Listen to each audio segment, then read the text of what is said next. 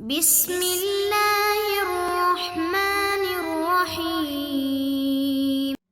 السلام علیکم ورحمۃ اللہ وبرکاتہ۔ عزیز طلباء، امید کرتا ہوں آپ بخیر و عافیت سے ہوں گے انشاءاللہ۔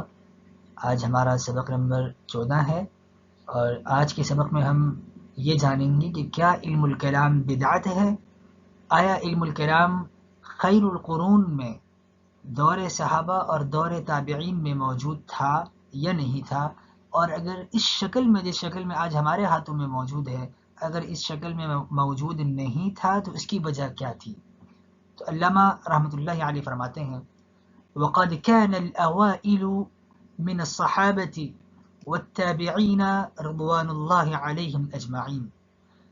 ابتداء زمانے میں، یعنی تھے پہلے حضرات صحابہ اور حضرات تابعین رضی اللہ عنہم وارضاہم اجمعین۔ الاوائل، ہم سے جو پہلے لوگ گزرے ہیں وہ حضرات تھے، کیا تھے؟ لصفاء عقائدہم ببرکت صحبت النبی علیہ الصلاۃ والسلام، اپنے عقیدے کے خالص اور صاف ہونے کی وجہ سے اور نبی علیہ الصلاۃ والسلام کی صحبت کی برکت سے، اور وقرب العہد بزمانہ، اور ان کا زمانہ قریب تھا، یعنی حضرات تابعین کا زمانہ قریب تھا، بزمانہ، نبی علیہ السلام کے زمانے کے ساتھ۔ حضرات صحابہ اور حضرات نبی علیہ السلام کا زمانہ تو ایک ہی ہے، لیکن حضرات تابعین کا زمانہ قریب ہے، بزمانہ، نبی علیہ السلام کے زمانے کے سے قریب ہونے کی وجہ سے۔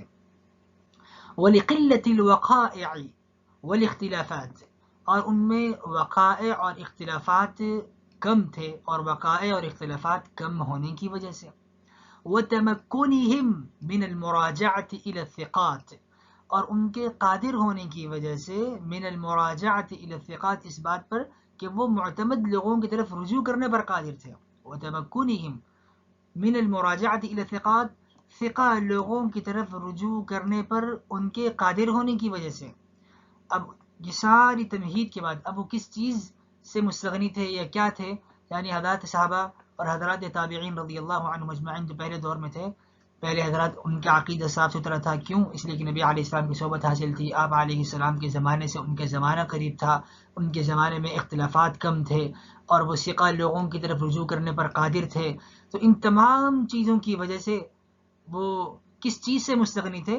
فرماتے مستغنین، یعنی یہ حضرات مستغنی تھے، بے نیاز تھے، عن تدوین العلمین، کہ وہ ان دونوں علوم کے مدون ہونے سے مستغنی تھے، وترتیبہما ابوابا وفصولا، اور ان دونوں علموں کو ابواب اور فصول میں ترتیب دینے سے مستغنی تھے، اس شکل میں ڈھالنے سے وہ مستغنی تھے، بے نیاز تھے، ان کو ضرورت نہیں تھی۔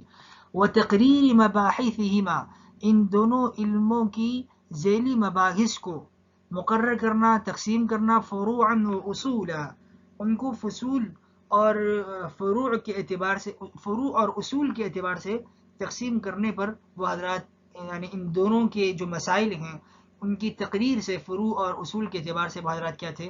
بے نیاز تھے۔ اچھا، یہ حضرات تو بے نیاز تھے، پھر کیا وجہ بنی کہ ان کو ابواب اور فصول میں ترتیب دیا گیا، ان کی ذیلی مباحث کو فروع اور اصول پہ تقسیم کیا گیا؟ فرماتے ہیں اِلَىٰ أَنْ حَدَثَتِ الْفِتَنُ بَيْنَ الْمُسْلِمِينَ، یہاں تک کہ مسلمانوں کے درمیان فتنے بپا ہوئے، فتنوں نے سر اٹھانا شروع کیا، فتنے واقع ہوئے، فتنے پیدا ہوئے۔ اور کیا ہوا؟ وَغَلَبَ الْبَغْيُ عَلَىٰ أَئِمَّةِ الدِّينِ، اور علماء اسلام پر ظلم و ستم کے پہاڑ ڈھائے گئے، ائمہ دین کے خلاف بغاوت کا غلبہ ہو گیا۔ اور کیا ہوا؟ وَظَهَرَ اخْتِلَافُ الْآرَاءِ، آراء کا اختلاف ظاہر ہوا، وَالْمَيْلُ إِلَى الْبِدَعِ وَالْأَهْوَاءِ، اور بدعتوں اور خواہشات کی جانب میلان کا ظہور ہونے لگا، وَكَثُرَتِ الْفَتَاوَى وَالْوَاقِعَاتِ، اور فتاوی اور مسائل کی کثرت ہونے لگی، واقعات کی کثرت ہو گئی، وَالرُّجُوعُ إِلَى الْعُلَمَاءِ فِي الْمُهِمَّاتِ، اور علماء کی طرف اہم امور میں رجوع بھی بکثرت ہونے لگا۔ جب یہ صورتیں ہوئی تو پھر آگے علماء نے اس بات کی ضرورت محسوس کی کہ وہ ان دونوں علوم کو مدون کریں۔ گزشتہ سبق میں گزشتہ سبق میں جو ہم نے جانا وہ کیا تھا کہ احکام شرعیہ کی دو قسمیں ہیں، ایک اعتقادی جن کو آپ اصولی علم کہہ سکتے ہیں، اعتقادی مسائل پر مشتمل جو اصول کے درجہ رکھتے ہیں، اور وہ نظری مسائل ہیں، نظری احکام ہیں، اور احکام شرعیہ کی دوسری قسم جو ہے وہ فروعی نوع کی ہے، فروعی قسم کی ہے، جنہیں عملی بھی کہا جاتا ہے۔ تو ایک فقہ ہے اور ایک عقیدہ ہے۔ پھر فرماتے ہیں کہ آیا علم الکلام، یہاں سوال یہ ہوا کہ نبی علیہ الصلاۃ والسلام کی روایات میں اور احادیث مبارکہ میں ہمیں ملتا ہے، ایک اصول ملتا ہے، وہ اصول کیا ہے؟ آپ علیہ الصلاۃ والسلام، صحیح مسلم شریف کی روایت ہے، آپ فرماتے ہیں کل بدعت ضلالہ، ہر بدعت گمراہی ہے۔ مزید آپ فرماتے ہیں کہ شر الامور محدثاتها، نئے جو امور ہیں جو اسلام میں ان کو داخل کیا گیا وہ برے کام ہیں، سب سے برے کام ہیں۔ وَإِيَّاكُمْ، خبردار، آپ علیہ الصلاۃ والسلام متوجہ فرما رہے ہیں، وَإِيَّاكُمْ وَمُحْدَثَاتِ الْأُمُورِ، کہ جو نئی بدعتیں دین میں ایجاد ہوں گی ان سے اپنے آپ کو دور رکھو، ان سے باز رہو۔ مزید ایک اور روایت میں آتا ہے من احدث فی دیننا هذا ما ليس منه فهو رد، جس نے ہمارے دین میں کسی نئی چیز کا اضافہ کیا جو دین میں سے نہ ہو تو وہ کام مردود ہے، رد ہے۔ اب سوال یہ کہ علم الکلام جس شکل میں، جس نہج میں آج ہمارے سامنے موجود ہے، اور علم الشرائع والاحکام یعنی علم الفقہ و اصولہ، یہ دور صحابہ میں تو موجود نہیں تھا، کیا آیا یہ بھی بدعت ہے؟ تو اس کا جواب یہ دیا جا رہا ہے کہ نہیں، ہمیں پہلے تو بدعت کی تعریف کو سمجھنا ہوگا۔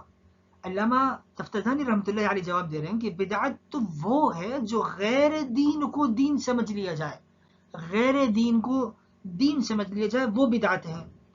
اور یہاں پر ان چیزوں کو ایک دینی ضرورت سمجھ کر ان کو مدون کیا گیا۔ یہ جو دو علوم ہیں، دو اہم علم ہیں احکام شرعیہ کے، ان کو ایک دینی ضرورت سمجھ کر ان کی طرف احتیاج پیدا ہوئی تو ان کو مدون کیا گیا۔ اب دور صحابہ میں کیوں نہیں تھے یہ علم، یہ دور تابعین میں اس شکل میں کیوں نہیں تھے؟ اس کا جواب اس عبارت میں، اس پیراگراف میں یہاں سے یہ والرجوع الى العلماء فی المہمات، اس پورے پیراگراف میں جو آج میں نے پڑھا اس میں امام رحمۃ اللہ علیہ اس اشکال کا جواب دے رہے ہیں۔ فرماتے ہیں وقد كان الاوائل من الصحابة والتابعین رضی اللہ عنہم وارضاہم اجمعین، تو صحابہ اور حضرات تابعین رضی اللہ عنہم اجمعین ان کے دور میں یہ اس علم کے محتاج نہیں تھے، مستغنی تھے۔ کیوں؟ اس لیے کہ لصفاء عقائدہم، ان کا عقیدہ صاف تھا اور خالص تھا۔ کیوں خالص تھا؟ اس کی کیا وجوہات تھی؟ نمبر ایک، ببرکت صحبت النبی علیہ الصلاۃ والسلام، آقا علیہ الصلاۃ والسلام کی تربیت اور صحبت کی برکت سے۔ نمبر دو، آپ علیہ الصلاۃ والسلام کے زمانے سے ان کا زمانہ قریب تھا۔ حضرات تابعین کو تو صحبت نہیں ملی، لیکن ان کا زمانہ صحابہ کرام سے یعنی خیر القرون سے ان کا زمانہ قریب ہے، وہ خود خیر القرون میں ہی آتے ہیں۔ آپ علیہ الصلاۃ والسلام فرماتے ہیں کہ خیر القرون قرنی ثم الذین یلونہم، پھر حضرات صحابہ کے ساتھ جو زمانہ متصل ہوگا وہ زمانہ بہترین زمانہ ہوگا۔ تو حضرات تابعین کا زمانہ بھی قریب ہوا آپ علیہ الصلاۃ والسلام کے زمانے سے، تو ان کو بھی برکت حاصل ہوئی، لہذا ان کے عقیدے بھی خالص تھے۔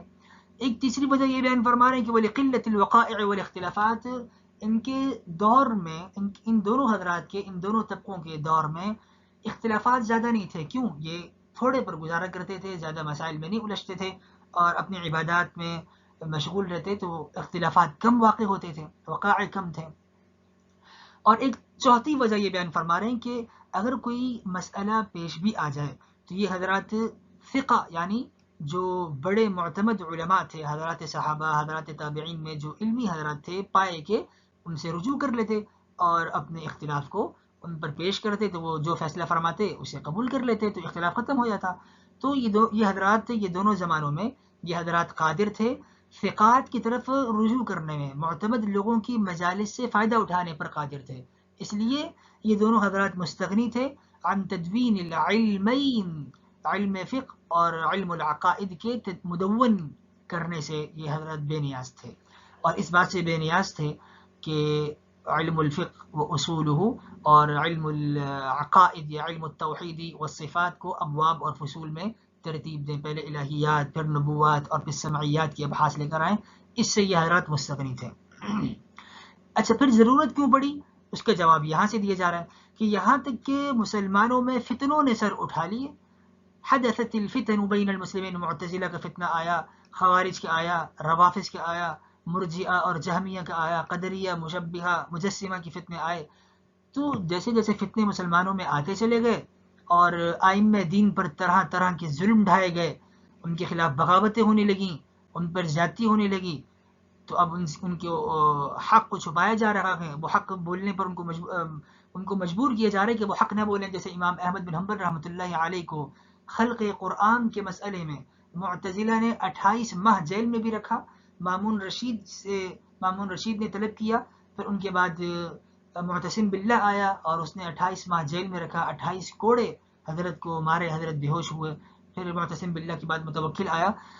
تو علماء حق پر طرح طرح کے ظلم ڈھائے گئے، ان کے خلاف بغاوتیں ہونے لگیں اور اختلاف آراء ظاہر ہوا، اور بدعات اور اہوا یعنی ذاتی خواہشات نفسانیہ کی طرف لوگوں کا میلان بڑھنے لگا کہ وہ حق کو قبول نہ کرے، جو ان کا نفس کہہ رہا ہے بس وہی ہو. ان کا میلان اس طرف ہوا اور فتاوی بھی زیادہ ہوئے، مسائل بھی بڑھ گئے اور علماء کی طرف رجوع بھی ہونے لگا. اب جا کے علماء نے پھر ان علوم کو مستنبط کیا اور ان علوم کو مدون کیا. علم الفقہ کو بھی ترتیب دیا، علم العقائد کو بھی ترتیب دیا، اور کس ترتیب سے انہوں نے ان دونوں علوم کو مرتب اور مدون فرمایا یہ ہم آئندہ کے سبق میں انشاءاللہ دیکھیں گے. آج کے سبق میں ہم جانتے ہیں حضرات صحابہ. اب لفظ صحابی یہ صاحبن سے ہے یا صاحبن سے ہے، اس پر پہلے تفصیل سے ہم بحث کر چکے ہیں کہ صحابہ کا مفرد کیا ہے اور یہ کس معنی میں استعمال ہوتا ہے. تو اس کے لیے سابقہ دروس میں ہم اس پہ بحث کر چکے ہیں. تابعین یہ تابع کی جمع ہے، اور تابع وہ تابعی کی جمع یعنی تابعن کی، اردو میں ہم تابعی کہتے ہیں. وہ مسلمان ہیں جس کو صحابی رسول صلی اللہ علیہ وسلم سے شرف صحبت حاصل ہو. وہ مسلمان جس کو صحابی رسول سے صحبت شرف حاصل ہو. اب یہاں پر بھی ہم وہ زیارت کی بحث نہیں لگاتے کہ اگر زیارت کی قید لگا دی جائے تو پھر جو نابینا ہیں وہ صحابی و تابعی نہیں بنیں گے. تو وہ حضرات جنہوں نے صحبت اٹھائی ہیں تو وہ حضرات تابعی ہیں، جنہوں نے صحابہ کرام رضی اللہ عنہ مجمعین کی صحبت سے فائدہ اٹھایا، وہ تابعی کہلاتے ہیں. حدیث شریف میں آتا ہے تابعین کی شرافت کے متعلق ایک حدیث شریف ہے کہ کتنے بڑے مقام اور فضیلت والے ہیں. حدیث شریف میں آتا ہے کہ لا تمس النار مسلما رآنی، لا تمس النار مسلما رآنی، جس مسلمان نے مجھے دیکھا اس کو آگ نہیں چھوئے گی. او رآ من رآنی، یا جس نے اس کو دیکھا جس نے مجھے دیکھا، تو آگ اس کو بھی نہیں چھوئے گی. نہ آگ صحابی کو چھوئے گی اور نہ ہی کسی تابعی کو چھوئے گی، چونکہ صحابہ نے نبی علیہ السلام کو دیکھا اور تابعین نے نبی علیہ السلام کو دیکھنے والوں کو دیکھا. حضرات صحابہ سے یعنی صحبت اٹھائی اور ان سے فیض یاب ہوئے، لہذا آگ ان دونوں طبقات کو نہیں چھوئے گی. رضی اللہ عن الصحابۃ وعن التابعین اجمعین لصفاء عقائدهم وقرب العهد بزمانه. اب یہ قرب العهد بزمانه اس لصفاء عقائدهم اس پورے جملے کا تعلق تو حضرات صحابہ سے ہے، چونکہ صحابہ کرام نے نبی علیہ السلام کی صحبت اٹھائی ہے. اور وقرب العهد بزمانه اس جملے کا تعلق حضرات تابعین سے ہے. حضرات تابعین کا زمانہ نبی علیہ الصلوۃ والسلام کے زمانے سے قریب ہے. ولقلة الوقائع والاختلافات. وقائع کیا ہے؟ وقائع ان امور کو کہا جاتا ہے جو آدمی کو علماء سے سوال کرنے پر مجبور کر دیں. ان کے دور میں واقعات کی قلت تھی، یہ حضرات جو ہیں قلیل دنیا پر اکتفا کرتے تھے جیسے میں عرض کر چکا ہوں، اور معاملات کثیرہ میں زیادہ اشتغال نہیں رکھتے تھے. اختلافات کسے کہتے ہیں؟ اختلافات بھی وہی ہیں جو آدمی کو مجبور کر دے. اختلاف اور خلاف میں فرق کیا ہے؟ اختلاف اور خلاف میں ویسے تو دونوں عبارتیں ایک دوسرے پر استعمال ہوتی ہیں، دونوں اصطلاحات ایک دوسرے پر ان کا اطلاق ہوتا ہے. اختلاف کو خلاف اور خلاف کو اختلاف کہا جاتا ہے، لیکن بعض علماء نے اس میں فرق کیا ہے. وہ فرق یہ ہے کہ جب مقصود متحد ہو، اختلاف اور خلاف، اگر تو ہمارے جس معنی کا ہم ارادہ کر رہے ہیں مدلول کا، اگر مقصود متحد ہو اور اس کی تحصیل کا طریقہ یہ مختلف ہو تو یہ اختلاف کہلائے گا. جس معنی پر ہم پہنچنا چاہ رہے ہیں وہ الگ الگ ہیں اور مقصود ایک ہی ہے، تو یہ ان دونوں عبارتوں میں لفظی اختلاف ہو سکتا ہے، الفاظ الگ الگ ہیں لیکن مقصود دونوں کا ایک ہی ہے، تو یہ اختلاف ہے. لیکن اگر مقصود اور طریقہ دونوں مختلف ہوں، مقصود بھی الگ ہیں اور طریقہ بھی الگ ہیں، تو یہ خلاف ہے، اختلاف نہیں ہے. اس کو خلاف کہا جاتا ہے جب دونوں چیزیں الگ ہوں، مقصود اور طریقہ. وہ خلاف ہے، اختلاف نہیں ہے. لیکن اختلاف کو علماء نے ممدوح قرار دیا. اختلاف یہ ممدوح ہے اور خلاف یہ مذموم ہے. لیکن جیسے میں عرض کر چکا ہوں، بعض جگہوں پر یہ فنی فرق ضرور ہے اس میں، اختلاف اور خلاف میں، لیکن بعض جگہوں پر اختلاف بول کے خلاف اور کہیں پر خلاف بول کر اختلاف مراد لیا جاتا ہے. جیسے ہمارے صاحب ہدایہ رحمۃ اللہ علیہ خلافاً للشافعی فرما کر اختلاف مراد لیتے ہیں، اور وہاں پر خلاف نہیں ہوتا بلکہ اختلاف ہوتا ہے. مقصود دونوں کا حق کی طرف ہی جانا ہے. تو بسا اوقات ایک دوسرے کا اطلاق دوسری عبارت یا اصطلاح پر ہو جاتا ہے. وتمكنه من المراجعة إلى الثقات، أي وتمكنهم أي قدرتهم على ان حضرات کا قادر ہونا اس بات پر کہ وہ حضرات جو ہیں قادر تھے اس بات پر کہ وہ ثقات علماء سے، صحابہ سے، تابعین سے رجوع کر لیں. تو ثقہ کی جمع ہے وہ شخص جس کے قول پر اعتماد کیا جائے، وہ ثقات ہیں. تو صحابہ کرام رضی اللہ عنہ مجمعین میں اور تابعین میں چھوٹے بڑوں کی طرف رجوع کرتے تھے اور ان سے فائدہ اٹھاتے تھے، مستفید ہوتے تھے. اچھا، عن تدوین العلمین، علمین سے علم الفقہ اور علم العقیدہ یا علم الاصول والفروع مراد ہیں. وترتیبہما ابوابا وفصولا، تو ہمارے علماء نے کتابوں کو ابواب اور فصول پر مرتب کیا ہے. اب ابواب، فصول، اس کی تقسیم بندی کیسے ہوتی ہے کہ اگر ایسا عنوان ہے جو اپنے تحت انواع مختلفہ کو رکھتا ہو اور پھر ان انواع کے تحت مختلف اصناف آتی ہوں، تو اس عنوان کو ہم کتاب سے تعبیر کریں گے پہلے، اور کتاب کے بعد پھر ہم کتاب کے نیچے ابواب، اور ابواب کے بعد پھر فصول، فصول کے بعد ہم مباحث، مباحث میں پھر مطالب، مطالب میں مسئلے کو لے کر آئیں گے. یہ ایک ترتیب ہے. تو پتہ یہ چلا کہ کتاب یہ جنس کی مانند ہے. کتاب الطہارہ، کتاب الصلاۃ، کتاب الصوم والزکاۃ والحج. تو کتاب جو ہے وہ بمنزلہ جنس کے ہیں، جنس کے تحت انواع آتی ہیں. تو ابواب یہ انواع کے منزل ہیں، قائم مقام ہیں، اور پھر انواع کے تحت جو ہیں وہ اصناف اور افراد آ جاتے ہیں. تو ان میں فصول کو شامل کیا جاتا ہے. فصول کے بعد پھر مباحث، اور یہ بعض اکیڈمک ریسرچ جو ہوتی ہیں الدراسات الاکیڈمیہ، ان میں فصول کی تقسیم پھر فصول کی ذیلی اقسام جو ہوتی ہیں مباحث، اور مباحث کے بعد مطالب، اور پھر مطالب میں نیچے مسئلے کو بیان کیا جاتا ہے. تو ابواب اور فصول پر علماء نے تقسیم کیا. تو ابواب بمنزلہ نوع کے ہو گئے، اور ابواب کے نوع کے نیچے پھر مختلف اقسام آتی ہیں، اصناف، اور وہ فصول کے مانند ہیں. وتقریر مباحثہما فروعا واصولا، تو ان کے مباحث کو، اور بعض جگہ بعض نسخوں میں مقاصد کے لفظ بھی یہاں پر لکھا کہ ان کے مقاصد کو فروع اور اصول میں ترتیب دیا گیا ہے. مباحث سے بھی یہاں پر مراد مسائل کو ہی لیا جا رہا ہے. اگر جیسے بعض نسخوں میں لفظ مقاصد ہے تو ان سے بھی مراد مسائل ہی ہیں.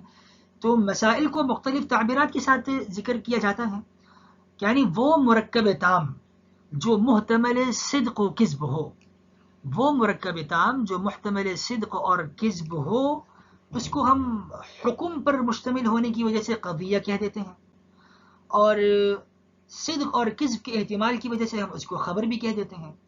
تو اس پر ہم نے قضیہ کا حکم لگایا چونکہ وہ حکم پر مشتمل ہیں. صدق و کذب کے احتمال کی وجہ سے ہم نے اس کو خبر کہہ دیا، اور اس اعتبار سے اس کو ہم مطلوب کہتے ہیں کہ اس کو دلیل سے طلب بھی کیا جاتا ہے، تو وہ مطلوب بھی ہوا، اور دلیل سے اس کو حاصل کیا جاتا ہے. تو مطلوب ہوا، دلیل سے حاصل کرتے ہیں تو اس کو ہم نتیجہ بھی کہہ سکتے ہیں. تو یعنی مختلف اعتبارات ہم ان مسائل مباحث پر ان کا کر سکتے ہیں. ان کو مطلوب کہیں، یا ان مسائل کو اخبار کہہ دیں، ان مسائل کو قضیہ کہہ دیں، ان مسائل کو حکم کہہ دیں، ان مسائل کو ہم نتیجہ کہہ دیں. یہ ساری باتیں ان میں ہو سکتی ہیں. اچھا، وغلب الى ان حدثت الفتن بین المسلمین، مسلمانوں کے درمیان فتنے اٹھنا شروع ہوئے. فتنوں سے مراد معتزلہ، خوارج اور دیگر جبریہ وغیرہ کے فتنے ہیں. وغلب البغی علی ائمۃ الدین، ایک تو میں نے امام احمد بن حنبل رحمۃ اللہ علیہ کا واقعہ نقل کیا. اسی طریقے سے حجاج بن یوسف کے دور میں ائمہ دین پر، علماء دین پر طرح طرح کے ظلم و ستم کے پہاڑ ڈھائے گئے. ان کو شہید بھی کیا گیا اور خوب خون ریزی بھی ہوئی. تو یہاں پر یہی مراد ہے خلفائے عباسیہ کے زمانے میں بھی خلق قرآن وغیرہ میں، خلق قرآن کے مسئلے میں جو ظلم و ستم علماء پر ڈھائے گئے. وظہر اختلاف الآراء والمیل الی البدع والاہواء، یہاں پر آراء کا لفظ بولا گیا. اب آراء یہ مشاہدہ قلبی ہے، اگر دل سے کسی بات کو دیکھا جائے تو وہ رأی کہلاتی ہے، میری رائے ہے، تو عربی میں اس کو رأی کہتے ہیں. اگر آنکھ سے مشاہدہ ہو تو اس کو رؤیت کہا جاتا ہے، اور اگر نہ آنکھ سے ہو نہ دل سے ہو بلکہ منام میں ہو، نیند میں ہو، تو اس رؤیت کو رؤیا کہا جاتا ہے. والمیل یہ مائل ہونے سے ہے، کسی کی طرف راغب ہونا. الی البدع والاہواء، بدع یہ بدعتن کی جمع ہے، اور بدعت کہتے ہیں کہ بغیر حجت شرعیہ کے دور صحابہ کے بعد، خیر القرون کے بعد، صحابہ کے دور کے بعد دین میں کسی نئی چیز کا پیدا کر دینا یہ بدعت ہے. دور صحابہ میں کسی چیز کا آنا وہ بدعت نہیں ہے. نبی علیہ الصلوۃ والسلام کا فرمان ہے علیکم بسنتی وسنت الخلفاء الراشدین المہدیین. آپ نے خود حکم دیا کہ میرے بعد میرے صحابہ کی سنتوں کو لازم پکڑنا، اور عضوا علیہا بالنواجذ، داڑھوں سے مضبوطی سے اس کو پکڑے رکھنا اور تھامے رکھنا. تو بدعت اس کام کو کہا جاتا ہے جو دور صحابہ کے بعد دین سمجھ کر دین میں ایجاد کی جائے. وہ نیا کام بدعت ہے جس کو دین میں شامل کیا جائے، اور وہ مردود ہے چونکہ وہ دین میں سے نہیں ہے. والاہوا یہ ہوا کی جمع ہے، اور ہوا کا مطلب یہ ہے کہ بغیر تجویز شرعی کے انسان شریعت کی روشنی کے بغیر اپنی خواہشات نفسانی کی جانب مائل ہو جائے، اور اپنی خواہشات نفسانی کو وہ اپنا مقصود بنا لے، تو وہ طالب ہوا ہے. اور ہوا کی وجہ سے جو امت مسلمہ میں فرقے برپا ہوئے، ان کی تعداد حدیث شریف میں آتی ہے، جو حدیث الفرق ہے کہ 73 فرقے، میری امت جو ہے 73 فرقوں میں بٹے گی، اور کلہم فی النار. ایک فرقہ جو ہے جو فرقہ ناجیہ ہوگا وہ ایک ہی فرقہ ہے، اور وہ کون سا ہے؟ ما انا علیہ و اصحابی، او کما قال علیہ الصلوۃ والسلام. علماء نے تقسیم کی ہے اور فرقوں کو شمار کر کے اپنے دور کے لحاظ سے ان کی تعداد بیان کی ہے کہ کون کون سے فرقے تھے جو مسلمانوں میں کھڑے ہوئے اور نئے ناموں سے آتے رہے، یہاں تک کہ تعداد ان کی 73 ہوئی. علماء نے 8 فرقے بنیادی طور پہ بیان کیے ہیں. معتزلہ کا فرقہ ہے، اور شیعہ ہیں، نمبر 3 خوارج ہیں، number 4 مرجئہ، number 5 نجاریہ، number 6 Jabariya, number 7 مشبہہ، اور نمبر 8 اہل سنت والجماعت. تو یہ 4 قسمیں ہیں، اور پھر ان کے ذیلی فرقوں کو اگر شمار کیا جائے تو یہ تعداد 73 تک پہنچ جاتی ہے. اہل سنت والجماعت یہ ناجیہ ہیں اور باقی سارے گمراہی میں ہیں. تو معتزلہ کے ذیلی 20 فرقے ہیں، شیعوں کے 22، خوارج کے 20، مرجیہ کے 5، نجاریہ کے 3، اور جبریہ، مشبہہ اور اہل سنت والجماعت کا ایک ایک فرقہ علماء نے گنوایا ہے. باہر کے بھی ایک پرانے ان کی تحقیق کے لحاظ سے ہیں. وکثرت الفتاوی والواقعات، فتاوی فتوے کی جمع ہے، جو فتاوی یعنی فتوی سے ماخوذ ہے کہ استفتاء پوچھ کر مفتی اس پر جواب دے. تو یہ فتاوی یعنی جس کے معنی ہیں طاقتور جوان کے. تو فتوے کو اسی لیے فتویٰ کہتے ہیں کہ مفتی حادثہ عارضیہ میں سائل کو قوت دیتا ہے، اور یہ فتوے کے لیے ہے کہ فتویٰ مفتی کے حادثہ عارضیہ میں سائل کو قوت دیتا ہے، اور یہ فتویٰ اس کے لیے ایک قوت بن جاتا ہے. والرجوع الى العلماء فی المہمات، اہم امور میں علماء کی جانب لوگوں کا رجوع عام ہو گیا. تو ان مجبوریوں کو سامنے رکھتے ہوئے علماء کو ان دونوں علموں کو مدون کرنے کی اور ترتیب دینے کی فروع میں، اصول میں، ابواب میں اور فصول میں ضرورت پڑی. سبحان اللہ وبحمدہ، سبحانک اللہم وبحمدک، نشہد ان لا الہ الا انت، نستغفرک ونتوب الیک. سبحان ربک رب العزة عما یصفون، وسلام علی المرسلین والحمد للہ رب العالمین. والسلام علیکم ورحمۃ اللہ وبرکاتہ.